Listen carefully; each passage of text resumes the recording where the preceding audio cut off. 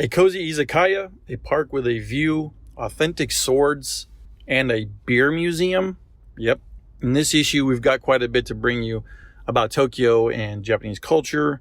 And one of them, probably the most prominent one, is a beer museum. Let's get started. Number one, Kotaro is a cozy little izakaya founded by a classically trained chef. So it's this little small shop that's in Shibuya serving food that's actually cooked by a properly trained chef. Now, it's not often that you'll find an izakaya that actually has a chef like that. Now, don't get me wrong, izakaya food is, that's probably my favorite thing about Japan, and it's not like, they're cooks for the most part. They're kind of just working at a shop, but the types of foods like yakitori and kushikatsu and stuff like that, like you'll find in these shops, is just incredible. Don't get me wrong, but this place levels that up with a chef that's classically trained, bringing you his own menu. It's just this little teeny tiny shop that you would just totally walk past without even thinking twice about it. But inside it definitely has something special.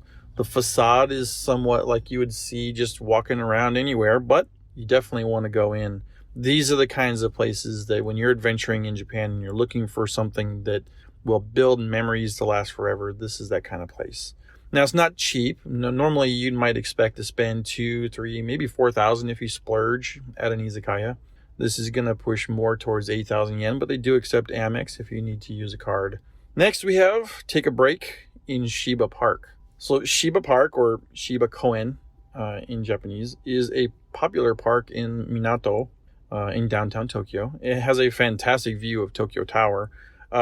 It's a bit on the small side, so if it's a busy part of the year, it's going to get pretty packed a little bit, in times such as cherry blossoms or maybe even like right about now when it's fall and you got some fall foliage to check out.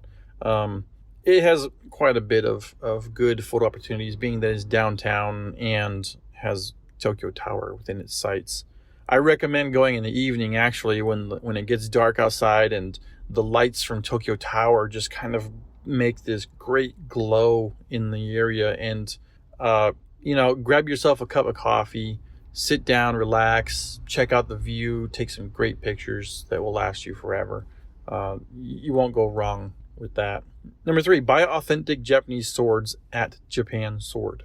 Well, that's hard to say because the name of the shop is Japan Sword. So, it's a shop that's in Toranamo in Minato. It's where you would go if you want to buy the real deal. They sell the truly authentic Japanese sword, which obviously means that you're going to be spending quite a bit more. So just one thing, you're listening to this or watching it on YouTube. If you want to find the links to the things that we're talking about, please make sure that you check out tokyospark.com and go to this issue. And you can look down below in the show notes for a link directly to this issue. And I have a map pinned to Japan Sword, so you can figure out how to get here and discover the Japanese sword that you want. Number 4, enjoy history while imbibing beer at the Museum of Ebisu Beer. So if you enjoyed beer, the museum here, it's the Museum of Ebisu Beer. And Ebisu is the brand, and it happens to be the location in Tokyo as well. It's kind of a must-do on your Tokyo tour if you're a beer fan. Not only do you get a chance to see the sort of humble origins of one of Japan's more prestigious breweries, but you get to sample some stuff too. You can go in and get that tasting set, that's what they call it, the tasting set, for a variety of about 3 beers and some snacks. And they do have some excellent food too if you get a little hungry. But, walk around the area. It's got some pretty interesting vintage photos, some old bottles and collectibles from the era and stuff. And, it's just one of those things that it's just kind of neat to see.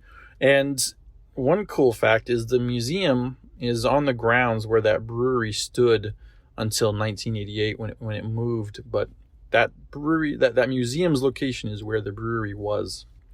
Number 5 and final for this issue is a multinational, multi-currency wallet app to streamline sales. JCB and NTT are working together on something that could be really cool for a tourist if it becomes available for tourists.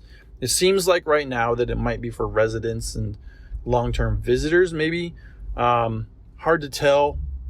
I feel like that this is the kind of app that really should be targeting tourists a lot too, because technically it's something that is in theory supposed to be able to take your bank and pull the currency directly from your bank and also convert it to yen or whatever into prepaid JCB cards, which then you can, virtual cards. You don't actually get a card. It's a prepaid virtual card. So, in theory, you have this app, you connect up to your bank and stuff like that, and you say, put $100 or whatever onto your prepaid JCB card. It becomes Ichiman yen. And then whenever you're at a shop in Japan, you just scan a code and it takes it off of that prepaid card. It would mean not having to carry money around with you everywhere you go. And it just seems like a perfect fit for one of the problems that visitors sometimes have to Tokyo. So that's it for this issue. If you are not subscribed, please do.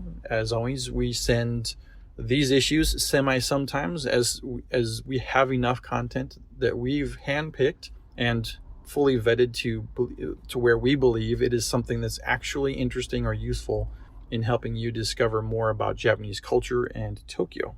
And we send them out to you with no spam or anything like that, directly to your inbox, so you don't have to go hunting for the information yourself. That's it for this issue, and I'll see you in the next one. Take care.